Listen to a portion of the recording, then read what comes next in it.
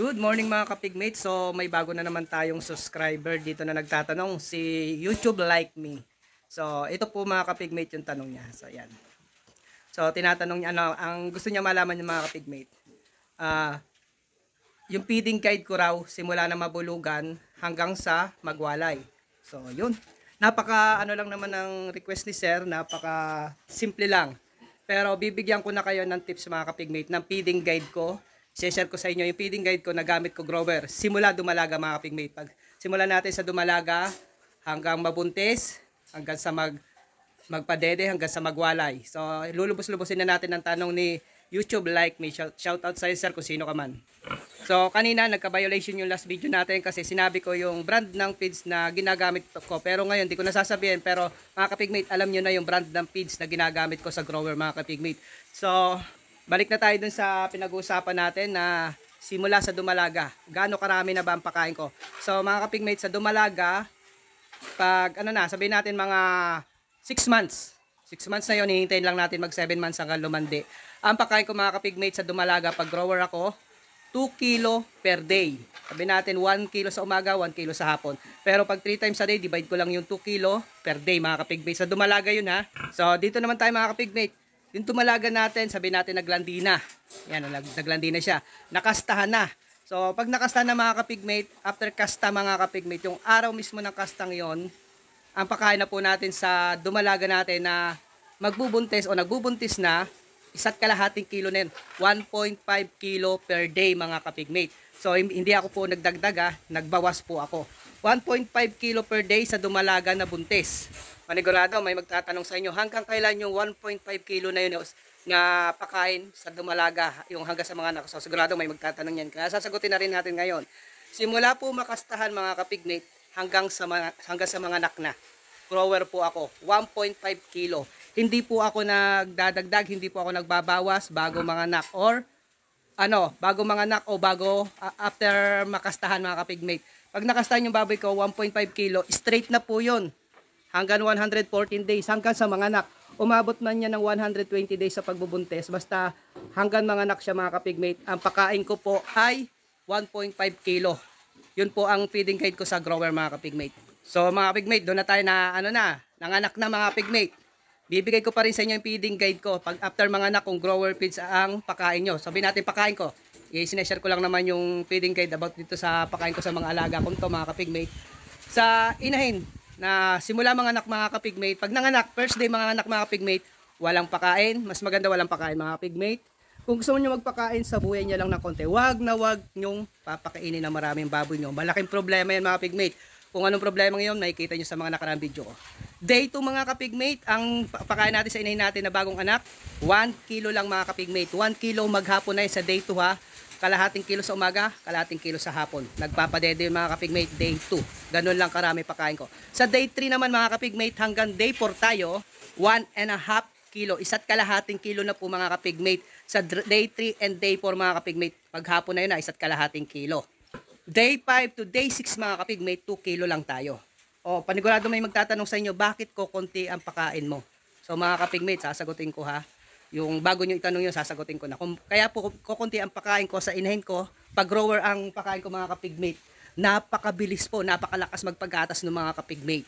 Saka napakabilis tumaba ng inahin nun. Kaya yung itataba ng inahin, imbis na itataba niya, napupunta sa pagpuproduce ng gatas mga kapigmate. Pag grower ang pakain ko sa inahin ko mga kapigmate, napakaraming gatas na naipoproduce niya. Kaya ganun lang karaming pakain ko. So dito naman tayo, day 7 to day 9.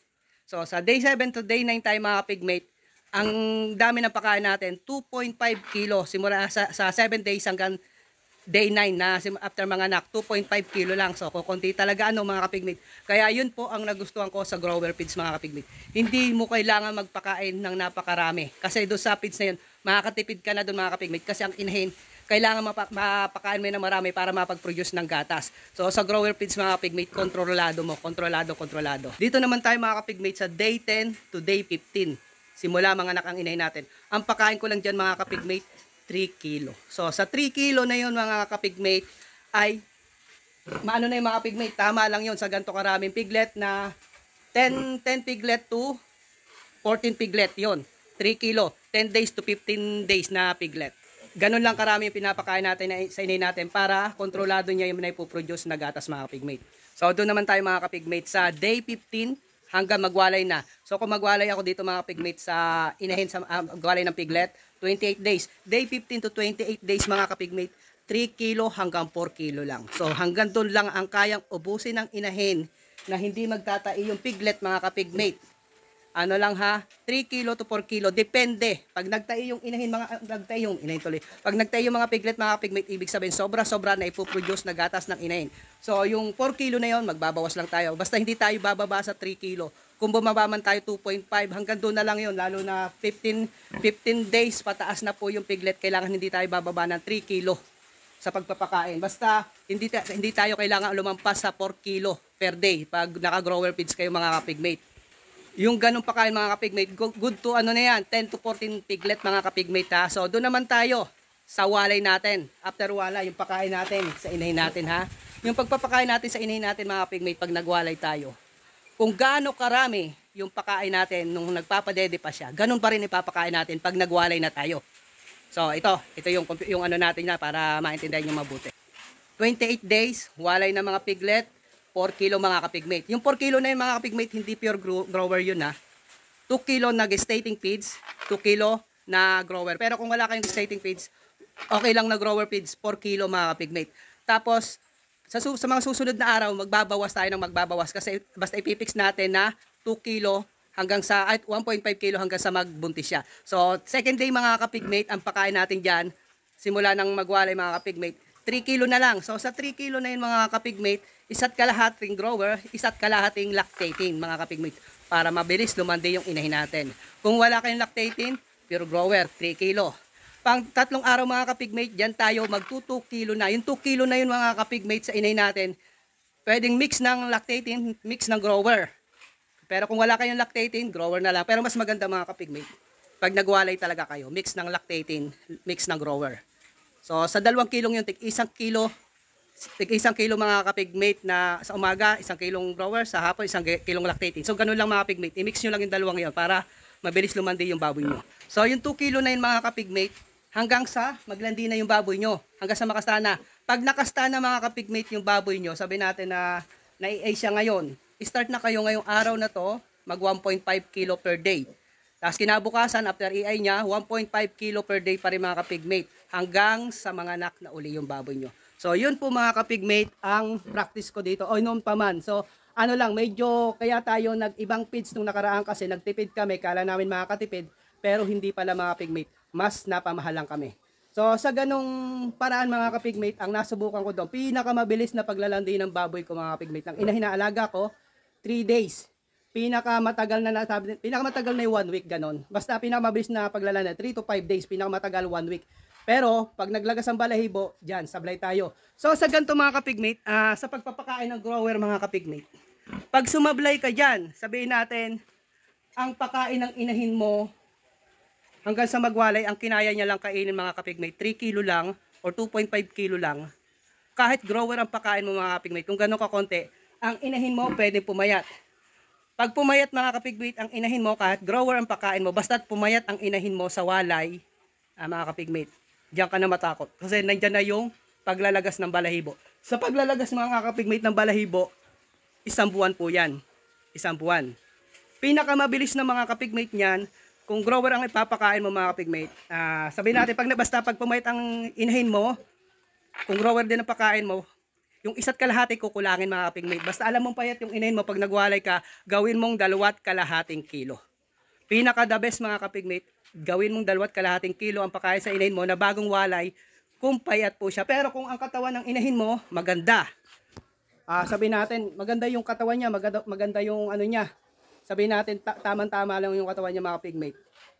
Standard mo yung nasa feeding guide ko na 1 kalahating kilo lang. Yan lang mga kapigmate. Tapos, i-share ko rin sa inyo kung paano nyo malalaman na pumayat yung inahin nyo.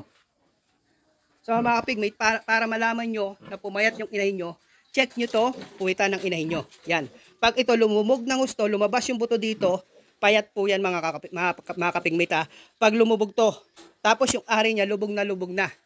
Yan. Ibig sabihin, pumayat yung inahin nyo mga kapigmate. Doon na gagawin nyo ng paraan para gumanda yung katawan ng inahin nyo. O in case naman na mga kapigmate na napag-abutan kayo na talaga naglagas ang balahibo ng inahin nyo, may mas maganda pa sa grower feeds na ipakain para mabilis na kondisyon yung inahin nyo. Sabihin natin na after walay, pinakamatagal niya na mga kapigmate, one cycle ng paglalandi ng inahin. Sabihin natin 19 to 20 days, maglalandi siya, ipakain yung mga kapigmate, starter feeds. So sa starter feeds na yon, kung payat yung inahin, 2.5 kilo mga kapigmate. Huwag nyo na pong huwag nyo na mas babaan pa doon. Pero pag nakita nyo na okay na yung katawan ng inahin nyo, balik nyo lang sa 1.5 kilo. Yung 1.5 kilo mga kapigmate na pakain ko sa inay na grower, lang po yun, maintain na po yan. Kung anong katawan niya, ganun na lang po yun. Hindi na siya lalaki ng husto, hindi na siya tataba ng husto, at hindi naman siya papayat. So maintain lang yun mga kapigmate. So ito na nga po pala yung piglet natin na bale 12 days. 12 days old na piglet natin. So magandang kondisyon nila, matataba, tapos walang nagtatae. Yan. So sa dami ng pagkain ko dito mga kapigmate, 12 days na piglet mga kapigmate ay 3 kilo per day. So yun na yun, nandun na yun sa ating dito na yun nasa unang mga sinabi ko na dito sa feeding guide natin na ang gamit ay grower feeds. Kung anong brand, alam nyo na yun mga kapigmate, check nyo yung mga nakarang video ko at sinasabi ko doon kung anong brand. Medyo nagka-violation tayo na sinabi natin yung brand ng feeds natin. So pahapyawan ko na lang kung anong brand ng feeds natin. So ito tingnan nyo. So yan. So makikita nyo ito mga kapigmate. Yan yung mga kung sa pagbubuntis ng baboy mga kapigmate. Kung nakasta na February 1, ang anak May 26. So yan, meron tayo yan. Galing po dyan. Yan. So yan lang mga kapigmate. Magandang araw. Feeding guide po, grower feeds. Maraming salamat. Yan Jerry Alto nga pala ng All About Pig Learning.